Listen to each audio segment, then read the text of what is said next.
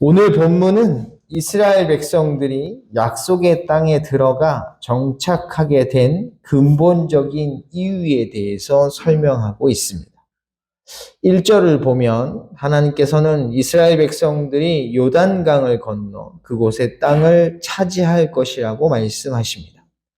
이스라엘아 들으라, 네가 오늘 요단을 건너 그것을 차지하리니. 하지만 그들이 차지할 땅은 아무도 살지 않는 무주공산이 아닙니다. 1절에 나타나고 있듯이 그 땅에는 이미 강대한 나라들이 살고 있는 땅입니다. 사실 이스라엘 백성들은 이 사실을 이미 알고 있었죠. 그들이 이 사실을 처음 알았던 때가 언제죠? 바로 가나안 땅을 정탐했을 때입니다. 민수기 13장 31절을 보면 10명의 정탐꾼들이 다음과 같이 보고했습니다. 그와 함께 올라갔던 사람들은 이르되 우리는 능히 올라가서 그 백성을 치지 못하리라. 그들은 우리보다 강하니라. 왜냐하면 그 땅에 살고 있는 민족들은 네피림의 후손인 아낙 자손, 곧 거인들이었기 때문이죠. 거기서 네피림 후손인 아낙 자손의 거인들을 보았나니. 그리고 오늘 본문 1절을 보면 하나님께서도 그것을 부인하지 않으십니다. 그 성읍들은 크고 성벽은 하늘에 닿았으며 크고 많은 백성은 네가 아는 아낙 자손이라. 또한 이스라엘 백성들이 그들을 두려워하고 있다는 것도 잘 알고 계십니다. 그에 대한 말을 내가 들었나니 이르기를 누가 아낙 자손을 능히 당하리요 하거니와. 하지만 이스라엘 백성들은 결코 그 땅을 어떻게 차지할지를 걱정하거나 그 땅에 살고 있는 강대한 민족들을 두려워할 필요가 없습니다. 이유는 3절에 나오죠. 내 하나님 여호와께서 맹렬한 불과 같이 내 앞에 나아가신즉. 이스라엘 백성들이 걱정하거나 두려워하지 않아도 되는 이유는 하나님께서 맹렬한 불과 같이 그들 앞에서 가시기 때문입니다. 이 말의 의미가 무엇인지는 이어지는 구절을 보면 잘 알 수 있습니다. 여호와께서 그들을 멸하사 네 앞에 엎드려지게 하시리. 하나님께서 이스라엘 백성들을 대신하여 그들과 싸우신다는 것입니다. 하나님께서 싸우시니 결과는 정해진 것이나 다름없죠. 그들은 멸망당할 것입니다. 따라서 이스라엘 백성들이 그 땅을 차지하는 것 역시 이미 정해진 수순일 뿐이죠. 여호와께서 내게 말씀하신 것 같이 너는 그들을 쫓아내며 속히 멸할 것이라. 그런데 하나님께서는 바로 그때, 다시 말해 이스라엘 백성들이 약속의 땅에서 그 강대한 민족들을 다 쫓아내고 나면 그들에게 문제가 생길 것이라고 말씀하십니다. 4절을 보면 그 문제가 무엇인지가 나옵니다. 내 하나님 여호와께서 그들을 내 앞에서 쫓아내신 후에 네가 심중에 이르기를 내 공의로움으로 말미암아 여호와께서 나를 이 땅으로 인도하여 드려서 그것을 차지하게 하셨다 하지 말라. 여러분, 이 말의 의미가 무엇이죠? 이스라엘 백성들은 하나님께서 주시겠다고 말씀하신 약속의 땅에 들어가서 그 땅에 살고 있는 강대한 나라들을 다 쫓아내게 되면 그들은 자신들의 공의로움 때문에 그렇게 되었다고 생각한다는 것입니다. 소위 화장실 들어갈 때와 나올 때의 마음이 달라지는 것처럼 그들도 그렇게 변할 것이라는 말입니다. 우리가 앞서 살펴본 것처럼 이스라엘 백성들은 하나님께서 주시겠다고 말씀하신 약속의 땅인 가나안 땅을 정탐한 후 그 땅에 살고 있는 민족들을 두려워했습니다.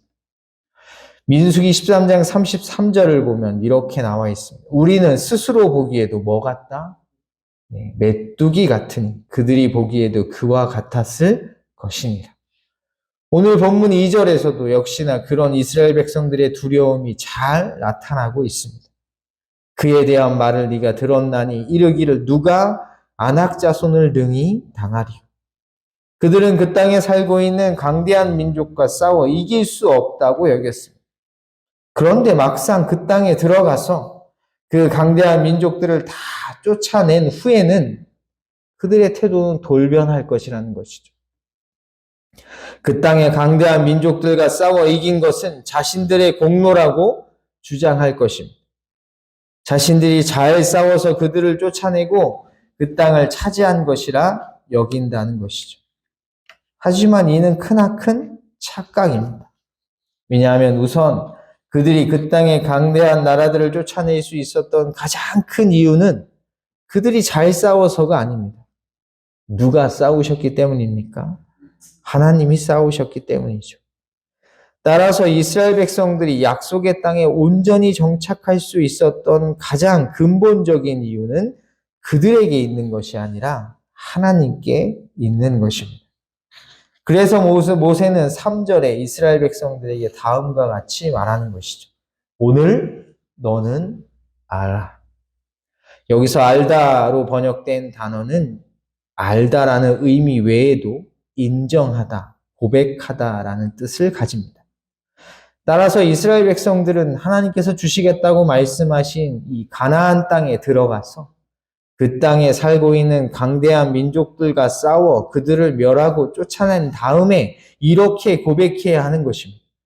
우리가 이 땅에 살고 있는 크고 강대한 나라들을 멸하고 이 땅을 차지할 수 있었던 이유는 하나님께서 우리를 대신하여 그들과 싸우셨기 때문입니다.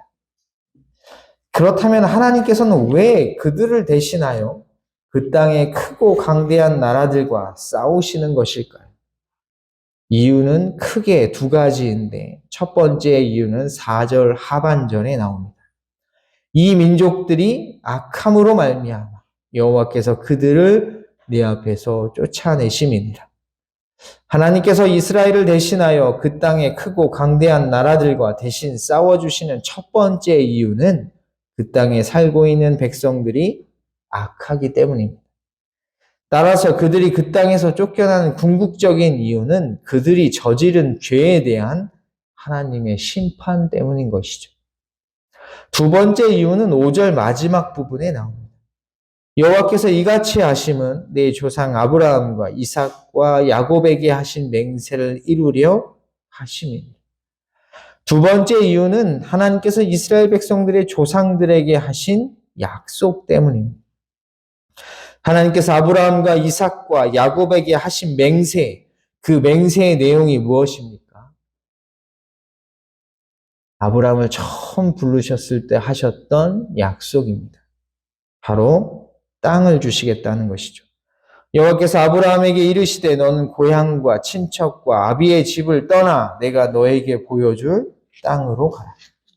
창세기 13장 1절부터 3절을 보면 하나님께서는 아브라함을 부르시면서 세 가지를 약속하셨는데 그 중에 하나가 바로 땅을 주시겠다는 것입니다.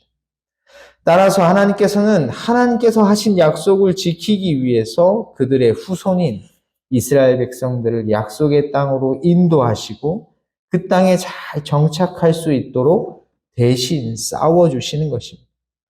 이처럼 이스라엘 백성들이 젖과 꿀이 흐르는 아름답고 강대한 가나안 땅에 들어가 그 땅에 살고 있던 크고 강대한 나라들을 물리치는 이유와 원인은 그들에게 있지 않습니다. 처음부터 마지막까지 다 하나님에게 있는 것이죠. 모세는 5절에서 이것을 분명하게 이스라엘 백성들에게 말합니다. 네가 가서 그 땅을 차지함은 네 공의로 말미암음도 아니며 내 마음이 정직함으로 말미암음도 아니에요. 우리가 주목해야 할 것은 사도 바울은 이것을 오늘날 우리가 구원을 받는 것과 연결시키고 있다는 것입니다. 에베소서 2장 8절에 그는 이렇게 말합니다. 너희는 그 은혜에 의하여 믿음으로 말미암아 구원을 받았으니 이것은 너희에게서 난 것이 아니요 하나님의 선물이라. 때문에 이 세상 그 누구도 뭐 할 수 없습니까? 자랑할 수 없습니다. 행위에서 난 것이 아니니 이는 누구든지 자랑하지 못하게 하니라. 안타까운 것은 그럼에도 불구하고 이 땅의 교회들 안에 자랑이 넘쳐나죠. 여러분은 이 사실을 진실로 믿으십니까? 하나님의 아들 때문에 내가 구원받았기에 구원받은 것에 있어서 그 어떤 것도 자랑할 수 없습니다. 때문에 우리는 겸손해야 합니다. 내가 구원을 받은 것도 그리고 구원받은 이후 오늘날까지 하루하루 살아갈 수 있는 것도 내가 잘해서가, 내가 잘나서가 아니기 때문입니다. 하나님의 사랑과 예수님의 은혜 때문이죠. 늘 이 사실을 잊지 않고 마음에 새겨 감사하는 삶을 살아가시기를 주님의 이름으로 간절히 소원합니다.